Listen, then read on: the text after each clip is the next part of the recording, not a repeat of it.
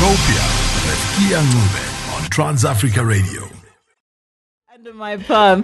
Of course, you said there are challenges in anything that you do in life. Yes. So I want to know, in terms of being a chartered accountant at this moment in time, what are some of those big challenges that a young individual would face getting into the industry?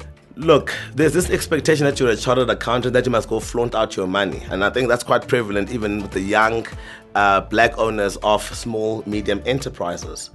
And no one understands the fact that you could buy X, Y, and Z and you choose to go build a brand that does not exist with clients that aren't there, buying machinery and equipment to service who, all that kind of stuff. So again, just challenging the narrative and going the other direction because you believe that.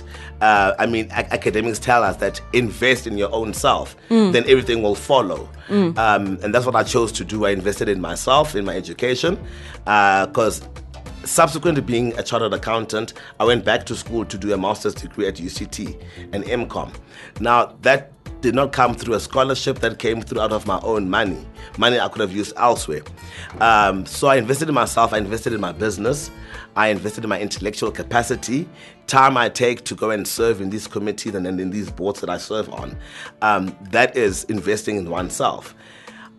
I'm now starting to see then the rewards of that now coming. So what are the challenges? What must you do? You need to be patient. There are times where I thought, flip, I'm just going to dust my certificate and just go and go look for work. I could be, a CFO, I could be a finance director, I could be all these fancy titles, but to me, they don't mean anything to me. Because then what impact would I have made?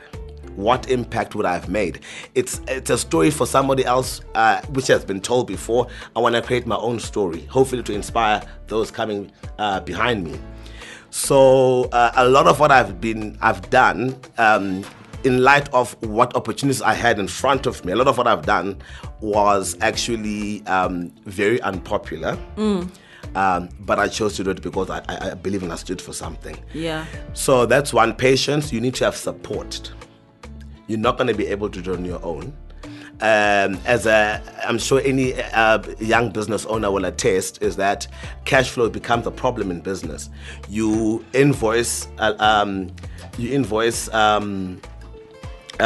invoices and none of them pay. So you've got money out there. It's not just here, but you need to pay something quite right now. You know what that sounds like? It sounds like the life of a DJ. So there's cash flow. So you've got those problems, and you need to live. You live in a society, not in your own vacuum. Yeah. So you need to be out there as well, socially. Socially addressing some socioeconomic barriers that you're challenged with. So that support of friends, that support of family is quite critical. Yeah. So it's perseverance, it's support of a support system, and definitely hard work. It's like I said, it's not gonna come to you. You have to go and get it, because how many people try to? There's many people who try and go get something, and they come back with nothing. So how worse off are you if you are sitting and waiting for them to come to you? So you have to go and get it. Yeah. You were just saying that you just went back to school to further your education. Yes. Now, of course, okay, so how many qualifications do you have to your name? Because I know you mentioned. So I got a business science from UCT. Okay. And then I did a postgraduate diploma at UKZN. And then I went back to UCT to do my master's. I've not yet complete, but I've submitted my thesis now. It's just going under examination. All right. But I did the coursework, passed the coursework, and I'm just waiting for the results of the thesis. Hopefully I can get that in the bag end of the year. Because I do aspire to do a PhD. Maybe not next year, maybe Dr. a year Sbu after. Nduna. Hey. Yeah, boy. I like the sound of that. That's so that's what I say to, look, there are many others that once they got the CISA designation, they went on to study further, but that is a small pool of people who actually do that. There are many of us who just say, you know what, this was what I've always wanted to be, and that's it, I'm done, no more studying. And that's fine for those people.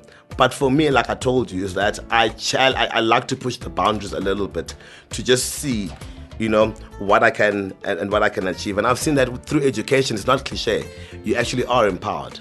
Yeah. Because you're much more aware of what opportunities there are out there, and you I don't know. There's a way you position yourself, and there's a way that you articulate yourself just through empowerment of knowledge.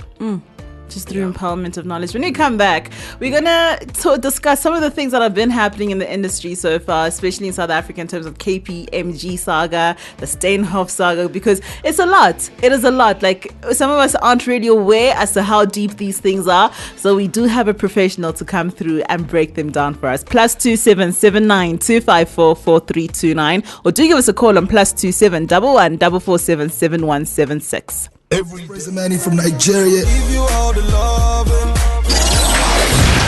This is Trans Africa Radio. She no tiger, she know the tiger, she know the tiger, she want more. She say she no tiger, she know the tiger, she know the tiger, she want more.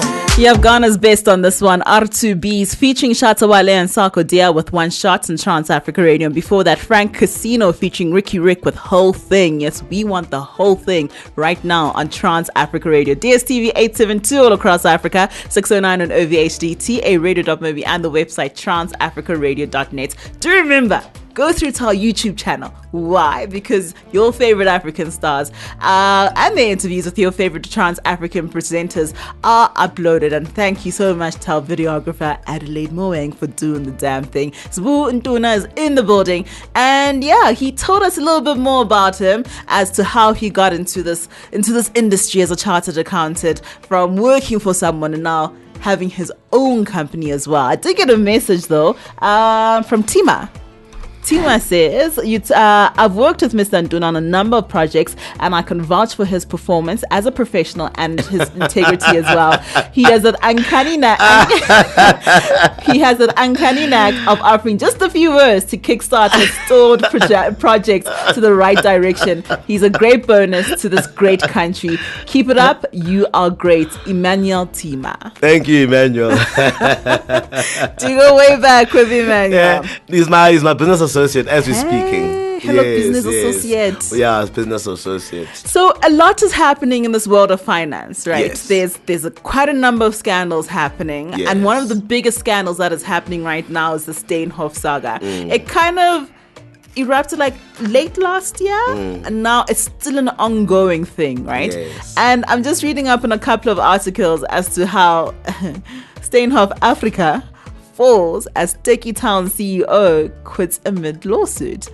So, hey, So it's rough for Steenhoff at this moment in time. It is rough, but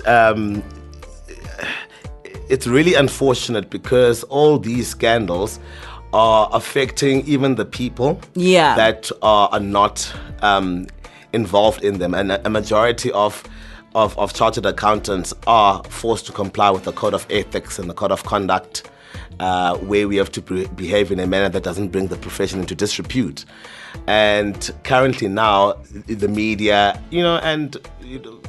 rightly or wrongly, they've painted kind of the whole profession with the same brush, whereas the majority of our professionals aren't involved in in illegal activities or underhanded activities.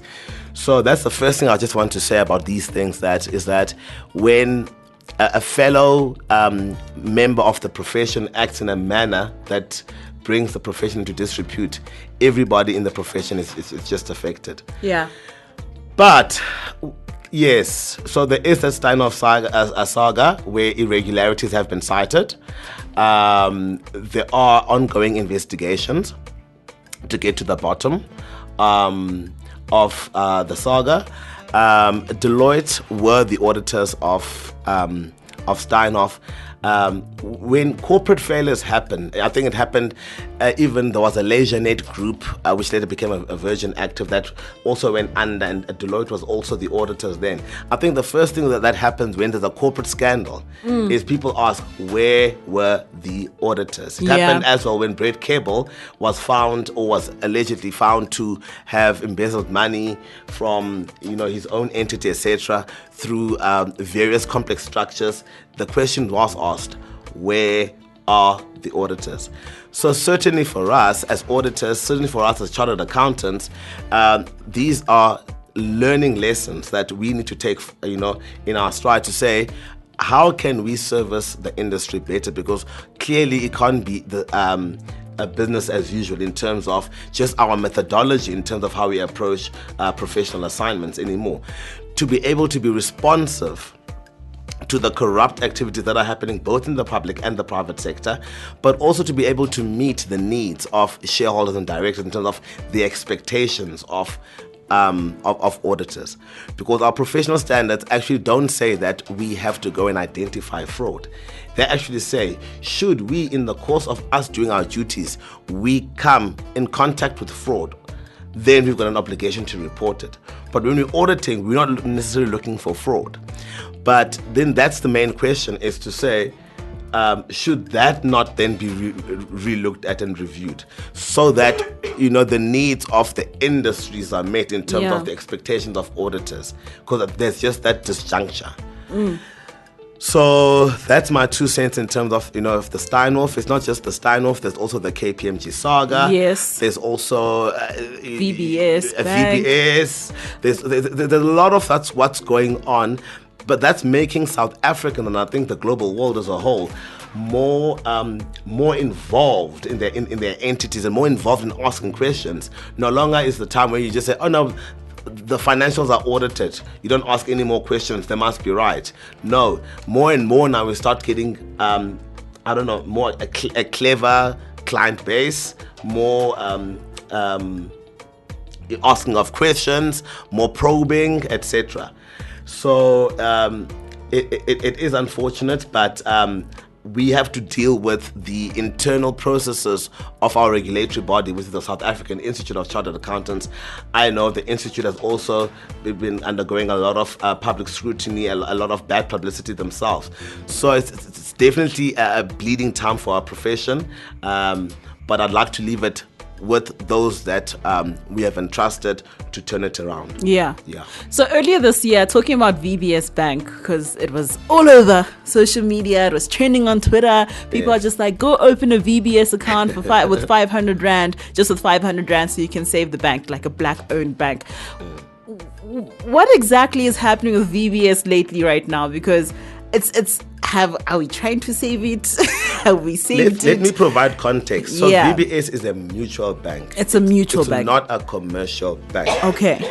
And how this whole thing erupted, from the media, is that municipal entities and municipalities, now that's like the public sector, they, in accordance with their MFMA, which is the act that they have to comply with, they're not allowed to invest any of their monies in a bank that is not a proper bank, a commercial bank. Okay. But they did so, and they went to invest it in a mutual bank, which is basically disallowed. So the difference between a mutual bank versus a commercial bank for the Trans-African? Okay. I'll come to that a little bit. Cool. All right. Okay. But it comes in terms of the licensing and what you can or what you cannot do, and in terms of the reporting requirements too. All right. Yes. Okay. So then somebody blew a whistle to National Treasury to say, because obviously when the municipalities invested their money with the mutual bank, they must have left the commercial banks, the FNBs, the Standard Banks, the ABSAs. So they lost business. And where did this business go? To a mutual bank. But how come? Because they're not allowed to invest money with a mutual bank. So then they got an instruction from National Treasury, a Minister of Finance, that all municipal entities by a certain date, all the money that you've got with VBS Bank must be removed. Out. That's then caused a huge traffic of withdrawals, leaving the bank dry. Essentially, because what happens that the bank gets money into their account and then they loan out the money. So basically, you need to match the time when you have to pay back the money and when you, as the bank, you're going to be repaid. So now money is being taken out, but not returned. So then that could then cause a vacuum. So now the bank currently, now to answer your question, is under curatorship. That is when now somebody who is appointed to oversee the operations of the entity and basically disband all the executive management, the board, etc., because they were part and parcel of the entity being run under. So, and the curator has been doing a lot of investigations, etc. But what has also come out now is that the financial statements that were previously prepared by the auditors were KPMG, had to be restated because they contained material misstatements in them. So that is what's currently happening with VBS, and obviously we expect some litigation to also come to the fore. We expect certain individuals to have to come and answer to that. This money thing is... So, yeah. Wow. Yeah. So that's what's happening with VBS. And I go back to say, there is no easy and easy thing such as a quick buck. No. We all have to work. Any shortcut turns into a long cut. A long sale. Like, Yeah. That's really hurtful. I'm thinking about it right now, and the way it's just like sinking in. It's just like, Joe. Yes. It's one of those things. When we come back, I want to find out as to what your ultimate goal is in terms of your career and what you'd like to see and what you'd like to do for up and coming chartered accountants and everything like that. +27792544329 is that WhatsApp line. This is Sbu Nduna. He's in the building, chartered accountant. He's teaching us all these money things. Now we're getting a proper breakdown as to what's happening with these sagas in the finance world. This is Trans-Africa Radio.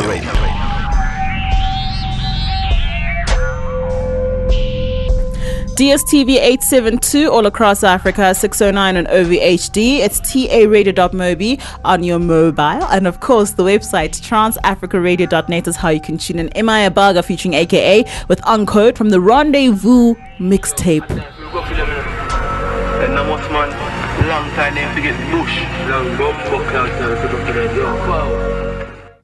It's just gone 10 minutes to the hour of 4 p.m. CAT. We're wrapping up with Sbu Nduna for coming through. Thank you so much for coming through. It's actually been a really helpful lesson. Like, it's been a great time with you, because we're actually getting to understand a little bit more as to what's happening in the world of finance and just how we can get in and everything. So I want to know from you, when you take your last breath, right, what would you want people to remember you for in the industry per se, like specifically?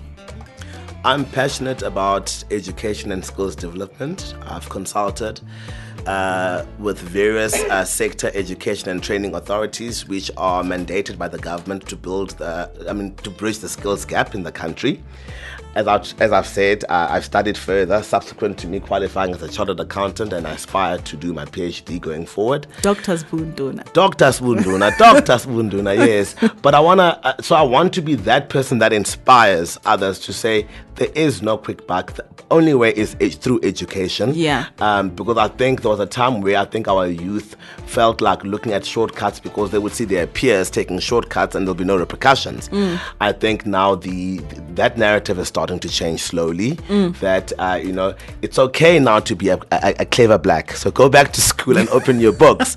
Whereas before that was actually you were kind of victimized of being that. Yeah. So I want to be that pioneer of change, education, challenging narratives, and the status quo. Yeah. Because I want us to be the best that we could be. So I think for me that will be what I would like to have imparted on somebody else. Yeah. At the same time, I'm a human being. I would also, with my family, there's some things that I would have also liked to leave behind with them, a legacy. Because I would like to leave a legacy behind for those that are coming, behind me. Not to work as hard as I had to work. Yeah. Because I want to lighten the load. Yeah, make it a little easier for your future generations. Make it a little easier, a little bit easier, because a lot of us are angry right now because of how hard it is. Oh yeah. Oh yes. So. Oh yes. Yes. So to leave a legacy and to inspire others to study further and to be the best version of themselves. Oh wow, that's amazing. So paying it forward by helping the next person be the best version of themselves. For me, that would give me the satisfaction. Oh wow. Like I said, I like to challenge the status quo. If it's not working, or if it's not working socially or economically, or addressing any of our socio-economic ills, as many things are today, but we're uncomfortable to talk about those things, then for me, if one person challenges those things that are there, then I'm not serving the interest of society, then I would have fulfilled my purpose. Oh, wow.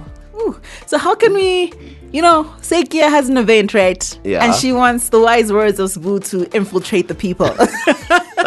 How can we get you to come through to Kea's event?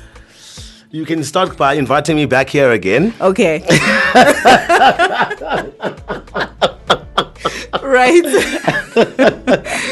But honestly, if there's a purpose, you wouldn't even have to beg. If there's a purpose to that event, if it's aligned to what I want to impart in the world, then you will not even have to pay me. You will not even have to beg.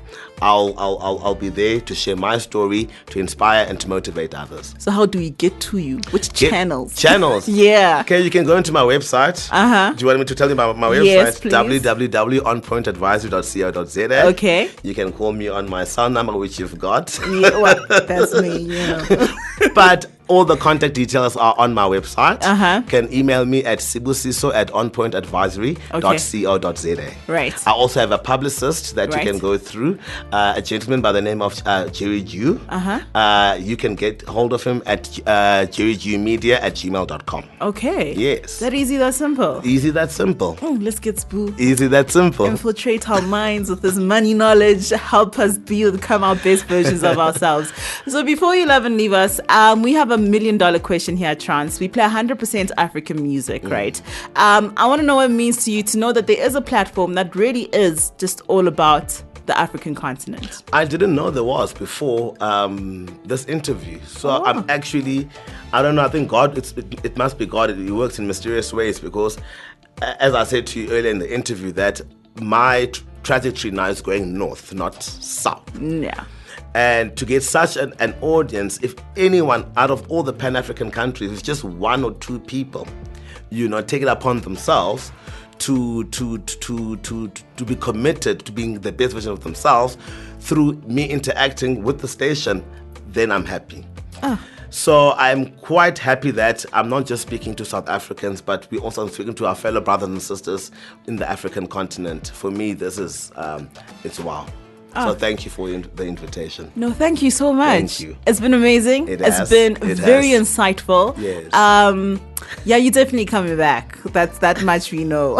That much we know. You're definitely coming back. Sbu, thank you so much. All the best for the rest of 2018. All the best with On Point. All the best with just breaking boundaries and challenging the status quo. Thank you very much. It has been amazing. So yes, what he wants to do is he wants to pay it forward by helping you be the best version of yourself.